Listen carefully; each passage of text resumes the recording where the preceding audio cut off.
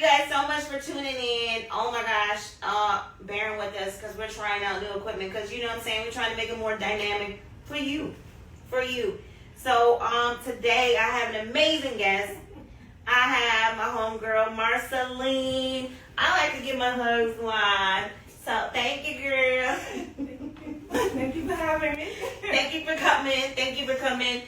Y'all, you gonna see why in a minute. I thought it was very important to have my friend Marceline here. What's going on? You good? Okay. Well, I thought it was very important to have my homegirl Marceline here. But I do want to start off the show telling everybody what Sexy Mama Podcast is even about. We're a brand new podcast. I'm your host, your girl, your sister, Coco Laud. I am a radio personality as well as a TV plant-based chef. Okay? But I wanted to take the time to do something called Sexy Mama's Podcast because when I think about the dudes, they got swag. Yes, they do. Swag means it's a whole demeanor. It's a whole aura. It's how they carry themselves. Like a whole thing. And I felt like for women, the word sexy could do that. Because at least when I see women that I know, friends, family, women in the community, like I feel like the things they're doing that's not getting recognized, like that's actually sexy. Or should be considered sexy, right? Mm-hmm. Like if a woman is holding it down, all them single mothers out there, first of all, if you don't hear it nowhere else, hear it from me. I appreciate you. I see you, and you're doing the daggone thing. I almost said the other word. Ooh, I cleaned that up good. Okay. But I'm saying that to say, you know, if you're the first one in your household to go to college, to graduate high school and go to college, shout out to you because that should be considered sexy. If you meditate, if you exercise, if you pray, if you take the time to pour into yourself so that you have something to pour into others, that should be considered sexy. And so that's why I have this amazing woman right here on the show. I had to tell her, I'm like, thank you for being brave. Because I do feel like it takes courage to be vulnerable. It does. But we're hoping on the other side of this story that people can find the hope and that they could find the strength to move on past, you know, a situation. Yeah. And to continue to stay open to love, because you found love on the other side of this. I did. I don't want to start in the middle of her story, but I just have to ask. So Marceline, again, thank you for coming on. I really, really appreciate you. What do you want to share today? Okay. Well, my story. I want to share my story. I mean, now I'm a mother of two bonus kids. Oh. But if I take it back a bit, yeah, please. In 2015, I lost my spouse at the time. Yeah. We were, living in New York at the time. Well, working in New York, living in New Jersey. But things happened so quickly. In 2015, he passed away. He passed away, leaving me to be a single mom. So everything was pretty much, it was about the family, but more importantly, we were building a business together. So everything changed. Well, I mean, right, because when you marry somebody, you're marrying them for life. For life. You don't think that this is going to happen. Even though I was working in insurance, but you don't think it's going to happen. Well, and you hope that it doesn't happen. You hope it doesn't happen. Yeah. How long were you guys married? We were 9 years. 9 years. Yeah. And one night he suffered a stroke. Yeah. 5 days later he passed away on October 31st. So it changed my life. Yeah. And like I said, working together, living together, raising kids together. Then all of a sudden I'm a single mom overnight. Yeah. So having to pick up the pieces, and unfortunately as a mom, there's no time for me to grieve because I have to focus on my kids. Yeah, and you got to make sure that they're good, or as good as could be. As good as they can be, correct. So to have to pretty much pick up my life, change states. Yeah. Move to here in Georgia. Yeah. And pretty much start over. Yeah. Start over. In every way possible. At that time, thank goodness for life insurance. I mean, I tell moms out there, you gotta make sure, moms and dad, make sure you get the life insurance policy, because that allowed me 2 years to just be there for my kids. Mm-hmm. In that time, you know, having to start over again. I mean, I depended on him for everything. I mean, I'm a smart, educated young lady. Yeah. But just things as small as putting gas in my car. Yeah. I had to figure that out. I remember going to the pump like, okay, I see these numbers, 87, 88. I'm not sure which one I'm supposed to put in, but according to the price, I want that one. That's the one I want. Can I have that one? Yeah, and God is good. I mean, he'll bring people around you. And even at that moment at the gas station, having to whisper to a young man, like, which one do I put? Which gas do I put in my car? But I had to figure things out quickly. Mm-hmm. But more importantly, just try to find some level of confidence again to be out there. And some normalcy, Normalcy for the kids. Yeah. And like you said, to open myself up to, you know, years later. Yeah. To find love again. So, you know, what did that look like when you were trying to pick the kids up? Because I understand you did wait some time. So you were in New York. Mm-hmm. Did you have other family in New York? Yeah, my family's in New York. Okay, so your family is in New York, and I'm sure they're probably stepping in and helping. Yeah. So having that village. Having friends is important. Yeah. Everyone wants to be there for me, and they were there for me. But I knew realistically, after a few years later, they're going to have to get back to their own life. Yeah. Which is why I decided to just pick up and just start over. It was too many memories in New York. Mm. Our life, you know, like I said, friends and family was there. Memories of where we went with Dad was there. Yeah. So even the kids being in tears every single day, like, Mom, can we go? So they were asking you to move somewhere. Oh, yeah, they were asking. So it was. So what made you pick Georgia? I just went on the map. What made me Georgia? Yeah. Because we were here years ago. Yeah. So it was more familiar to me. Yeah. But the particular city, I just went on the map. I went on Google actually. What is the safest city? Because I'm by myself now. So what is the safest city in Georgia? And that just so we're gonna move here. Yeah. So we ain't gonna tell you what city it is. You have to Google yourself. But that's one of the ways we found this area too. Between that and Medea Place. Medea used to mention this name of the city, and I was like, let's Google this. And then, thank you, Medea. Right? Thank you, Medea. But, you know, finding a good school district and helping the kids start over and give them some normalcy, give them a routine. So when you first moved here, then I'm sure it was a lot on your plate, because you said you weren't even sure at the time. You know, your husband had, you know, spoiled you, rightfully so. Yeah. To where you're like, I'm not even sure about the gas. What were some other things that you didn't really know how to do that you now know how to do?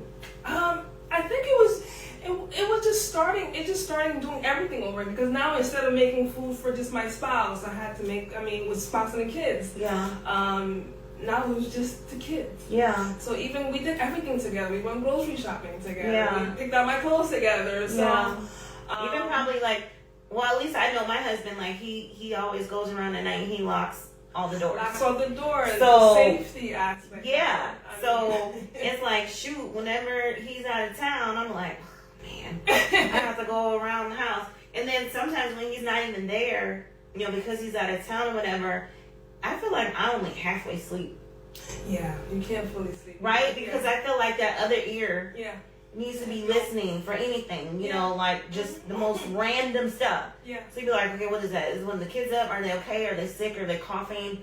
Did somebody come in through the door? Yeah, everything. You have to be extra cautious. And I even moved into a gated community because I wanted to make sure that the safety aspect. Yeah. And when I say God is good, it's because even my neighbor across happened to be a sheriff. So that worked out. So when I said, you know, somebody was looking out for us, they really were. Yeah. That's a very unfortunate situation, you know, to happen to anybody. Very tragic. But to know that you were able to pick up the pieces and keep it moving. And sometimes not even for you, it's for the kids. Yeah, it's You know, it's all about the kids. because you're like, okay, they need a little bit of normalcy. I think you had mentioned before, life does go on, and so picking up those pieces and moving forward. So, you were able to find love again, Yes. and I say that smiling because, obviously I know your husband, and he's a very great dude. It's funny because you guys were sharing some things with me, and how did you know? I think this is my very first question. How did you know that you were ready to start dating again? Because I think, I'm gonna get, if you don't mention this, I'm gonna mention what I thought was really, really cute about what he did and what you guys did, as you seen that you guys wanted to start spending more time and make things a little bit more serious. But how did you know that you're ready? You just don't know, right? Especially when you have kids. Because I remember when we first started dating. Well, first off, we met through our kids. Oh, really? Yes, my oldest son said, he was ready for a sleepover. Yeah. And I wasn't raised for sleepovers, so, but I had to try to be a little more open. Yeah. So I said, okay, well, you can finally have a sleepover, but I wanted to actually take him to the sleepover, so I'm that protective about him. I want to see where he's going to stay. No, you should. Absolutely. And it worked out because, his ex-wife and I initially we started chatting about the kids having a sleepover, and then all of a sudden last minute things changed. Mm-hmm. And she had mentioned that, her ex-husband was in the area and was actually going to come pick up my son. Mm-hmm. They was lost. So at the point, when I saw him, it was just, okay, because I'm in an interracial relationship. But so when I first saw him, I was like, okay. It was just, again, I wasn't ready. I wasn't thinking about it. Okay, wait, so let me get this straight. Your son's friend, dad, is your husband. Yes. Yes. Okay, so to be clear, they were already separated. Oh, yes. No. So, no. Divorced. No, I know. They were separated. I just want to make sure that people are keeping up with the story. Yeah, no. You didn't come in. Married. You didn't come in as this other woman. No. They was already had divorced and everything. She's married. So you were going to drop your son off at the place, at the dad's house. No, initially it was supposed to be at the mom's house, and then she said, hey, my ex-husband actually is in the area, so he can come and pick up your son. Yeah, because they're going to go to the sleepover. His house has a bigger TV, Oh, wow. Oh, look at that. Yeah, life is funny. And I remember asking him before he even picked him up. I was like, okay, who is this kid? What is his race? And my son said, Caucasian. I was like, oh, Lord. But because, again, I want to be that mom to be there, and then we're in the South. Yeah. But when I saw him, what connected us, I saw the New York Yankee hat.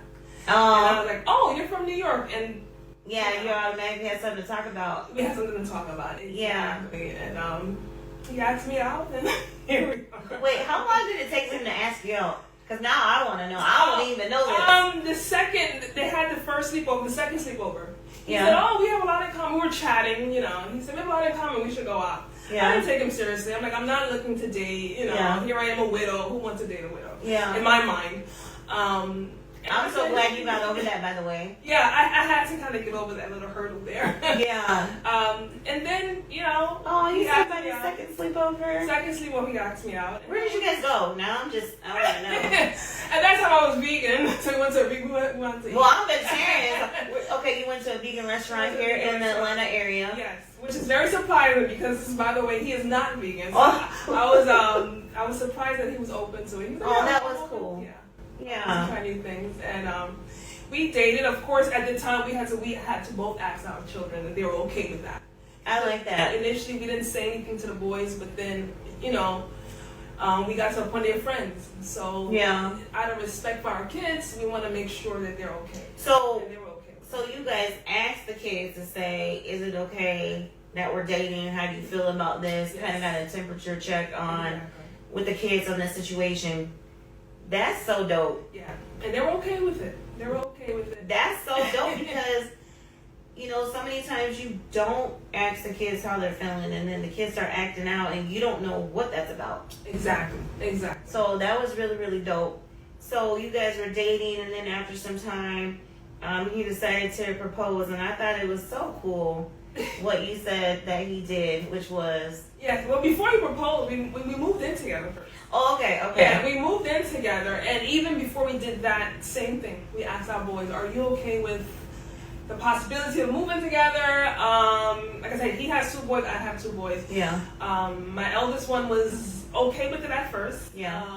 Then I think his youngest was not okay with it. Yeah. And then he came on board with it, and then same with my son. And then once they were okay with the thought of us moving in together, we decided to move in, and even proposing. Yeah. He asked my boys for my hand in marriage. So I thought that was sweet. Yeah. And making sure all the kids were on board. Yeah. And then when they were, they surprised me, obviously. Oh, so they were part of the proposal? They were part of the proposal. Okay, what did he do? All about it. What did he do? Like, was it in the house? Like, it was in the house. Okay. It was in our sunroom. They had this little trick to make sure I left the house because we had this. We said just because we're moving in together, blending in, we still want to be able to spend time together with our boys apart. Yeah. To make sure they know mommy's still here, and for his boys, daddy was still there. Yeah. So he convinced my kids to convince us to go out, take them out to a restaurant, which I did. Yeah. Didn't know anything. So at that time it was, I think I was stressed with the kids' school and grading. Yeah. And then he, came home. Flower petals were there. All the way to the sun. The boys were all there. They were all part of it. Oh, that's so cool. So I think and in that situation, to go from heartache, literally, losing your spouse into a relationship in one that you probably didn't even see coming, right? Because it just came. This is your son's friend's dad. You know what I'm saying? And to have the boys on board, both sets. Almost. I think that was so cool. I thought it was very brilliant to have, the boys part of that. Mm-hmm. But it's funny because you're looking at it now and it's like, they were good friends. Yeah, they were. And now they're brothers. They're brothers. So what is that relationship like now? Because I know I just thought it was dope, but I mean, they could have been putting on a show for me, and I'm not saying that they were. I'm just saying it was so dope. So tell me, how dope is that? Because sometimes when you're good friends, especially when you're younger, you have that good friend, mm-hmm. and then you always wish we should be we're close enough to be sisters, yeah. But they actually are brothers. They get along. I mean. Just like any kid, right? You have some they fight. Yeah, right. You can't always be on the same page all the time. And I don't know if it's because of different age gaps, but they really do. Just the youngest one and the oldest, his youngest and my youngest, when they're together, it's just they look out for each other. They look out for each other. They have a great time. Same thing with the oldest one. They are so similar. Yeah. And like I said, just doing those family game nights and. Communicating if there's an issue, we will facilitate if there's a problem in the family, but they're really great kids. I mean, now you mentioned this really quickly, and I am gonna ask you more about this. You quickly said that you're in an interracial marriage. Yes. Your first marriage was not. No, it was not. Was his first marriage? Well, she's biracial. So, okay. Yeah. So, and then now you are, and he is again. Yes. I think that the best way sometimes to get over racism mm-hmm. is to see how much you guys have in common. Yeah. Do you agree with that? I agree. Because you got a chance to see that in your own household. I did. Yeah. So how dope is that now that you have this interracial blended family? And I mean, the world is a melting pot, first of all. Globally, it's a melting pot. It is. And you guys are a perfect example of how beautiful it can be and that it does work. Sometimes when you have that and then you look at outside people who get stuck on, race or color or creed or sex or religion, you be like, is that anything to fight about? Because for race and color, yeah, no, it's just love. Gender, nobody chose that. No. I mean, to be clear. No, nobody chose that. So, you know what I'm saying? That you know that it works. No, it works. It works. It's because love. At the end of the day, it's just we love each other. I mean, I wasn't seeking out a Caucasian person. He wasn't seeking out an African wife, you know? We just found out that we have things in common where we love our children. In those moments of us falling in love, we were both vulnerable because he was divorced, I was a widow. Yeah. And what we had in common is that we just wanted to be in love. Yeah. Really. And it works. Well, good for you for being courageous. Yeah. To be vulnerable enough to open back up. Yeah. It wasn't yeah, you know what I'm saying? it Like, wasn't easy. He allowed me to grieve. He allowed me to talk about my late spouse. He was, you know, I've had moments where I'm crying. He's there for me. Just because he understands. Because a divorce is like a death too, right? yeah. So for us to both be able to just talk about our past. Yeah. And it's like, it's like you guys are healing together. You're helping each other, like, close those wounds. Yeah. With love. Yeah. Did you guys hear that? Did you peep that? No, I'm just saying. Yeah, I know I'm deep. but I'm literally just saying, like, it's a beautiful, beautiful thing. It is. You know, it's kind of like how Tupac. He talked about a rose growing through cracks of the concrete. And that's how you could kind of look at, you know, what you went through. Yeah. What he went through. Yeah. Because I'm glad that you mentioned that sometimes a divorce almost feels like a death. Yes. Of something. Right? That person is still physically here, but those dreams and those hopes and that aspiration of what you have in this marriage is gone. Yes.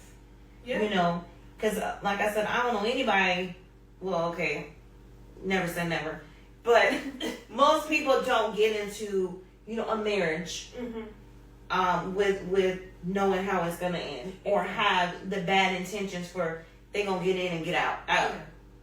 I hope. No, it's true. It's true. And I have to give kudos to his ex-wife, too. So let's talk about... There's no drama. What? There isn't. And it could be because she's happy as well, you know. So she's remarried. She's happily married. Yep. Yeah. So I have to give her kudos because even when we... You know, we're not besties, let me be clear. We're not besties, but there is a certain level of respect. Because before we got married... You can say his name. Yeah. She says it so quick. I'm like, you can say his name. But her and I, we went out to dinner. Yeah. She had mentioned that she wanted to sit down. I finally agreed with it. I was a bit apprehensive at first, just because the thought of seeing someone's past and I didn't know what to expect. But so she asked you to dinner. She had asked me to do, yeah. And at first I was apprehensive. I'm not gonna lie. No. That's you might want to, you know, put up your defenses and be like, well, why? Why? You know, because the kids were old enough where they can talk for themselves. I just felt as if I don't. So how did dinner go? It went well. What did she want to know? It wasn't so much. I think she wanted to just see who's going to be around her kids. That's important. Yeah, because I'm fortunate. I mean, not fortunate because my husband's not here, but I don't have to worry about that, right? Because my kids are with me 24/7. Yeah. In that situation, having to share. So you could see her perspective of why she wanted to get it, you know, get to meet you. Initially, I didn't. She'd be like, what for? Girl. No, I'm just kidding. I don't know this woman, but I'm glad that you brought that up and that you recognize that was more than likely her motivation. Yeah, it was. Who's going to be around the kids? I need to know that as another protective mom. I understand. I mean, in the moment I didn't, but eventually I did, which is why. You know, dinner with her. And we just have it's a mutual respect. I guess, yeah. You know. So you call yourself, or what I had dubbed you was a bonus mom. Yes, bonus mom. And I love that title because sometimes. And call yourself what you want. If you want to call yourself the step parent or whatever it is, do that, right? Make sure whatever that you're doing is comfortable for you. But you call yourself a bonus mom because you're not trying to replace her. No, I'm not trying to replace her at all. You're saying like, hey, we respect each other. Yes. These are your these are your natural born kids. You know, you are their mother. And I'm just here to help out and support. Exactly. Wherever, I mean, if it happens that the kids are at the house when they're sick, I will care for them like they're my own. And I told them that. I said that in our proposal. At the wedding vows that I would treat you like my own children. Yeah. You know. So with that being said, it's just I'm not trying to replace their mom at all. Yeah. I'm only here as a friend, really. Yeah, as a bonus. As a bonus. If they need me, I'm here. Other than that, I have my own 2 kids to raise. Yeah. And the same thing goes with my husband. Mm-hmm. He's not trying to replace their dad. He's informed them of that. I'm here to just love your mom and be here for you guys. Yeah. Oh my gosh. And picture perfect of how to make this thing work. Yeah, no, it really does work. And because more importantly, we put our kids first. Mm-hmm. Their feelings come first. If they're not okay with something, they want to speak alone with me, then, whether if it's my bonus kids or just my kids, they have that space to do that. Mm-hmm. Because a long time ago, I told my kids, they didn't ask to be here, right? So right. I have to really do the best that I can to raise them to become amazing. Yeah. Productive citizens in society. I've never shared this on Sexy Moms podcast, but I have 5 kids. I just told somebody yesterday that I should be exempt from taxes. I don't know what you think, but that's what I think. Anyway, I agree. Be exempt. No more taxes. But to your point of making sure that you're raising productive members of society, so important out here in these streets. Because sometimes, goodness gracious, I've seen all over the spectrum of parents, how they interact with their kids, how they talk to their kids, how they respect their kids, how they value their kids' opinion. Sometimes it's this, I'm the parent, you're the child, shut up and listen. Yeah, I know. That's how you know what I'm saying? Forget how you feel. Do what I say, not what I do. I heard it growing up. Do what I say, not what I do. But do what I say, not what I do. And so sometimes, talking down to kids.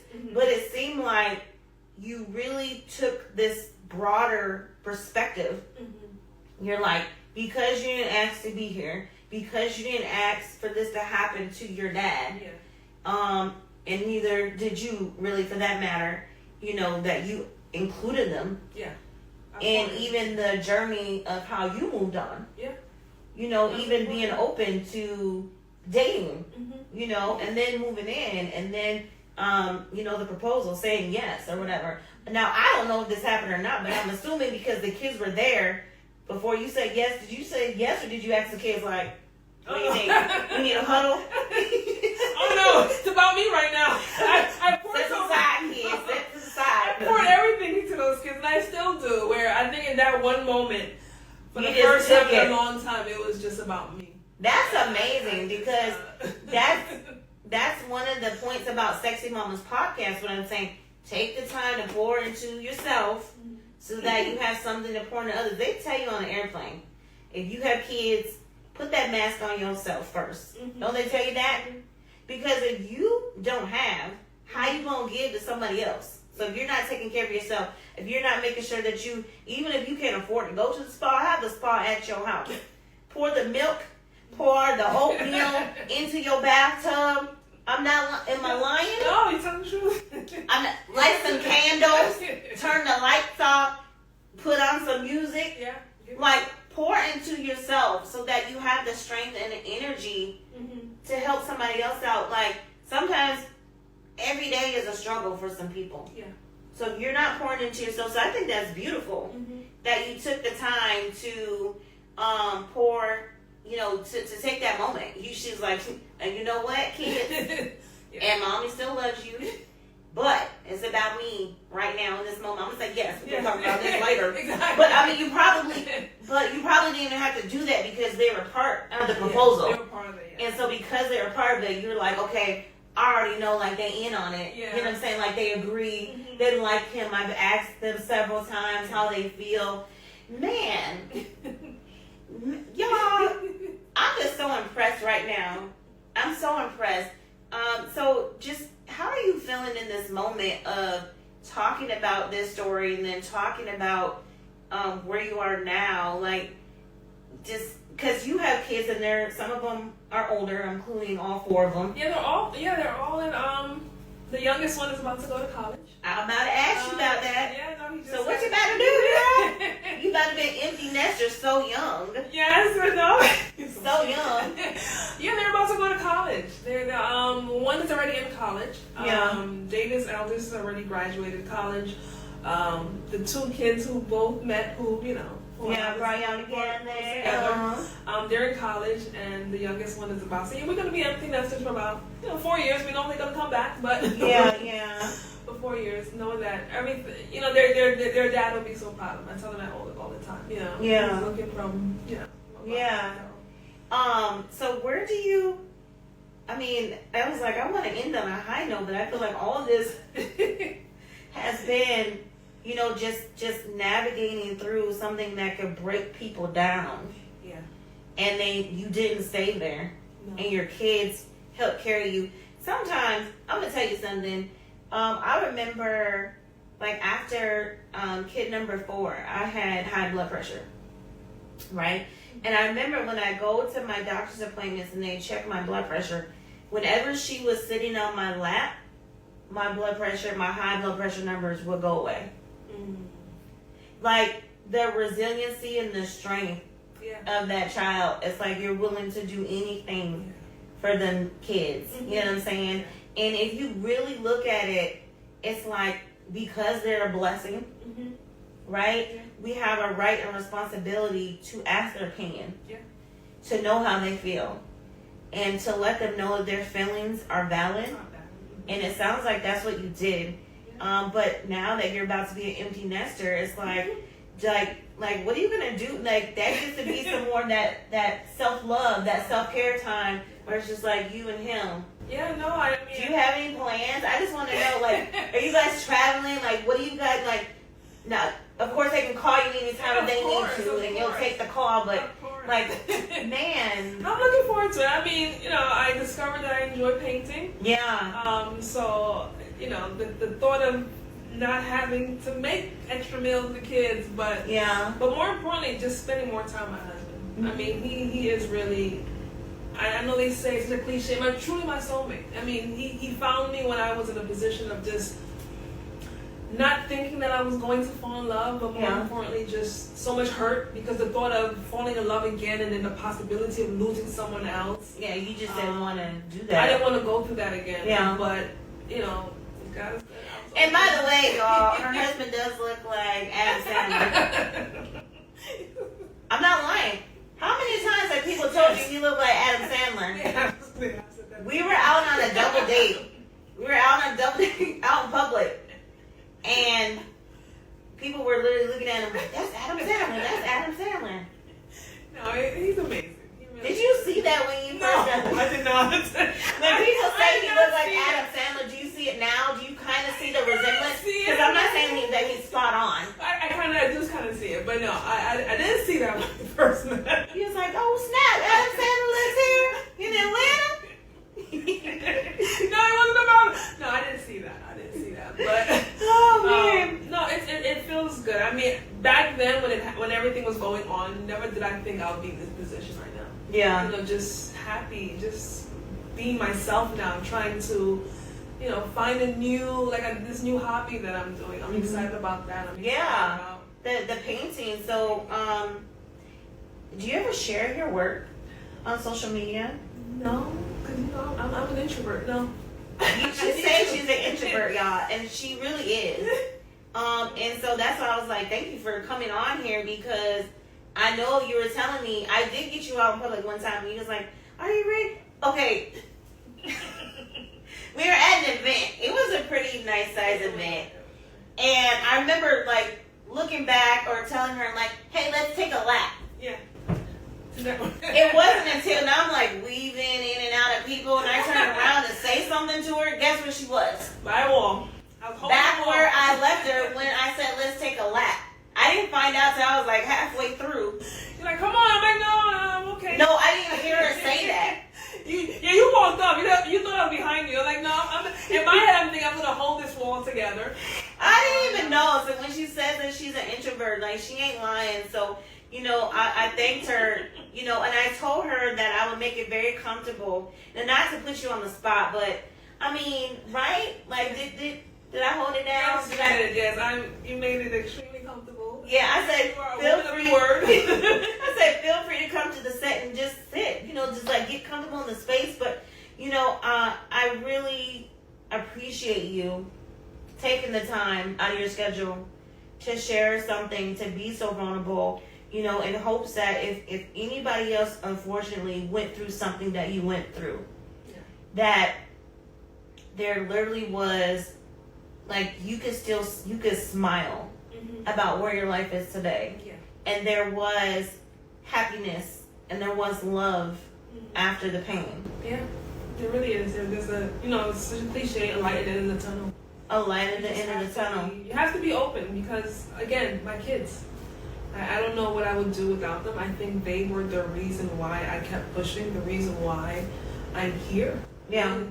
Like I said, even though I didn't have the time to grieve, but it was important for me to know that they were going to grieve their father and they were going to be okay. And seeing them now, one playing soccer, the other one had it's a blessing. Yeah, I know you're looking smiling like, you know what? No, we that was unfortunate, but yeah, we got through it. You got through it. That's amazing. It goes without saying that I absolutely think that you're a sexy mama. Oh, so sweet. No, for real. You know, that was a tragedy. Yeah. That no one wishes. I don't wish it upon my worst enemy. No, that kind of pain is just. Yeah, and you know what I'm saying? And you made it through, and you could smile, and there's something about that joy, and you guys have probably caught her smile, and it's very infectious. Like, literally, you're like, oh my gosh, like, you know what I'm saying? When somebody smiles and it just makes you smile because you know that they're smiling from within. Yes, within. That's true joy. So, Marceline, you are absolutely a sexy mama. Thank you again so much for sharing your story with not just me, but for the viewing audience. Shay, I see you on here, girl. Shay was my very first guest. Make sure you guys are tuning in to Sexy Mama's podcast every single Saturday, 30-40 minutes. Look, when we begin deep, we just lose track of time, but that's just what it is. Please don't forget to share this video. I know that you said that you're an introvert. Did you want to share your social media handles? You don't have to.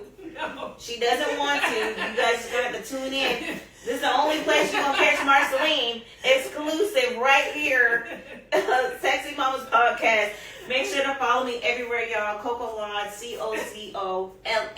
If you can't find me underneath Coco Laud, it's Lord have mercy. And we out, y'all. This here for the sexy mamas, you a sexy mama, you lit. Don't let them tell you nothing different, you it. Financially educated, getting rich. Sexy mamas come in all different type of flavors, tell them take a pic. Sexy Mamas Podcast. Sexy Mamas Podcast.